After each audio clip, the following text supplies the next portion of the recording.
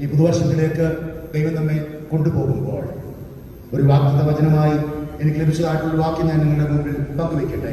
യെശയ്യാ പ്രവാചകന്റെ പുസ്തകം 43-ാം അധ്യായത്തിന്റെ 19-ാമത്തെ വാക്യം. യെശയ്യാ പ്രവാചകന്റെ പുസ്തകം 43-ാം അധ്യായം 18-19 വാക്യങ്ങൾ. മുമ്പുള്ളവയെ നിങ്ങൾ ഓർക്കേണ്ട, പണ്ടുള്ളവയെ നിരൂപിക്കുകയും വേണ്ട. 19-ാം വാക്യം.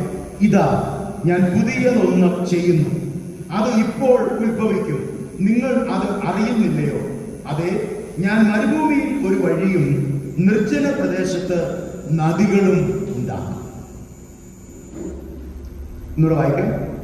മുമ്പുള്ളവയെ നിങ്ങൾ ഓർക്കേണ്ട, പണ്ടുള്ളവയെ നിരൂപിക്കുകയും വേണ്ട. ഇതാ ഞാൻ പുതിയതൊന്ന് ചെയ്യുന്നു, അത് ഇപ്പോൾ ഉത്ഭവിക്കും, നിങ്ങൾ അത് അറിയുന്നില്ലയോ? അതെ, ഞാൻ മരുഭൂമിയിൽ ഒരു വഴിയും നിർജ്ജന പ്രദേശത്ത് നദികളും ഉണ്ടാക്കും. നമ്മുടെ ദൈവം മരുഭൂമിയിൽ വഴിയൊരുക്കുന്ന ദൈവമായി, നിർജ്ജന പ്രദേശത്ത് നദികൾ ഒഴുക്കുന്ന ദൈവമായി നമ്മോട് കൂടെയുള്ളത് കൊണ്ട് നമുക്ക് ദൈവസന്നിധിയിൽ നമ്മെ തന്നെ സമർപ്പിക്കാം.